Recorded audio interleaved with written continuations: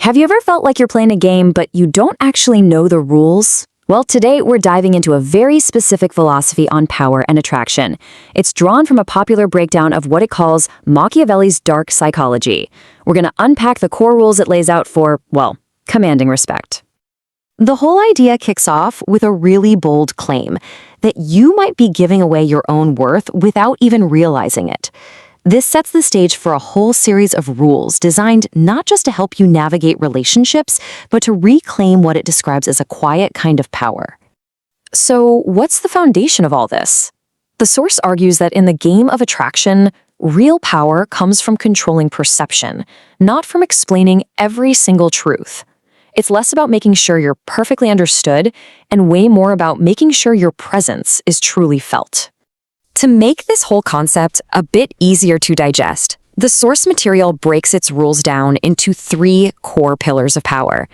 We're going to walk through each one and see how they build on this central idea, starting right now. Okay, our first pillar is the art of scarcity. Now, the source is super clear about this. This is not about playing games. It's about understanding a really basic principle of how we perceive value. And that brings us to the core idea of perceived scarcity. I mean, think about it, right? We just instinctively value things that are rare or hard to get. The argument here is that the exact same thing applies to people. When someone is just always available, their perceived value can actually take a nosedive. And this is where we see a critical distinction the source makes, the difference between pursuing and chasing. Pursuing is framed as something strategic, calm, and driven by purpose. Chasing, on the other hand, is described as an act of fear. It's like begging for attention, and it instantly flips the power dynamic. So how do you actually put this into action? Well, the rules for this pillar are pretty direct. First, never chase, because it just signals lower value. And second, don't reveal everything about yourself right away. A little bit of mystery creates the kind of tension that attraction really thrives on. This quote from the source just nails the idea. It's all about using curiosity to build attraction, making discovery part of the process instead of just laying all your cards on the table from day one. Building on that, we get to pillar 2, the power of sovereignty. So if scarcity is about your outward actions, this pillar is all about your internal state, your emotional control, and really your self-respect. Emotional sovereignty. It's defined here as a state where your internal peace just can't be rattled by someone else's behavior. It's not about being cold or distant. It's about being in control. The source argues this is the absolute bedrock of a man's stability, and from there, his attractiveness. Now, here's a huge trap the video warns against. It's called submissive framing. This is what happens when you start over-explaining yourself. You're unconsciously sending a signal that you need the other person's approval to feel valid. It's subtle, but it's a massive giveaway of your own authority. To really drive this point home, the source pulls a direct parallel from Machiavelli, who warned that a ruler who explains himself too much starts to look guilty. The message is pretty clear. Constantly justifying yourself can create suspicion where there wasn't any to begin with. And this all leads to the idea of frame control. The art here is to stay emotionally centered, especially when you're faced with what the source calls tests. You know, those subtle challenges to your authority.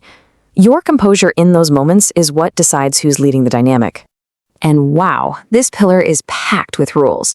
You can see how they all tie back to this core idea of self-sovereignty. Things like never over-explain yourself and never compete for her attention. Those directly fight that submissive framing we just talked about. And others, like don't react emotionally to her tests and never apologize for your standards, are all about becoming that unshakable anchor.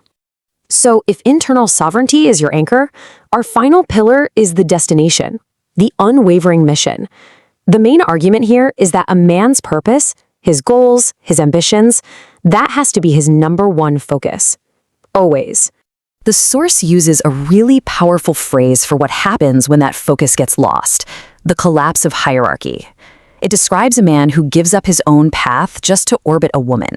This, it claims, completely destroys the polarity, that masculine-feminine energy dynamic that sparks attraction in the first place. And you guessed it, another Machiavellian parallel.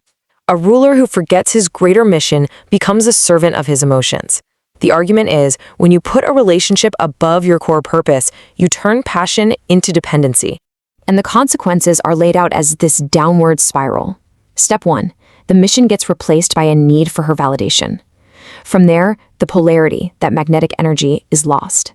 And the final step, according to the source, respect, just fades away. So the big takeaway from this pillar is pretty simple. Your ambition isn't competing with the relationship. According to this philosophy, your ambition is the very engine that creates the magnetic energy that fuels attraction in the first place. All right, let's pull all this together. Let's synthesize this into what the source calls the untouchable man's code. So it really all comes down to these three pillars of power. You've got the art of scarcity, creating value through self-containment, then the power of sovereignty, which is all about mastering your internal world, and finally, the unwavering mission, which demands you stay loyal to a purpose that's bigger than any one relationship.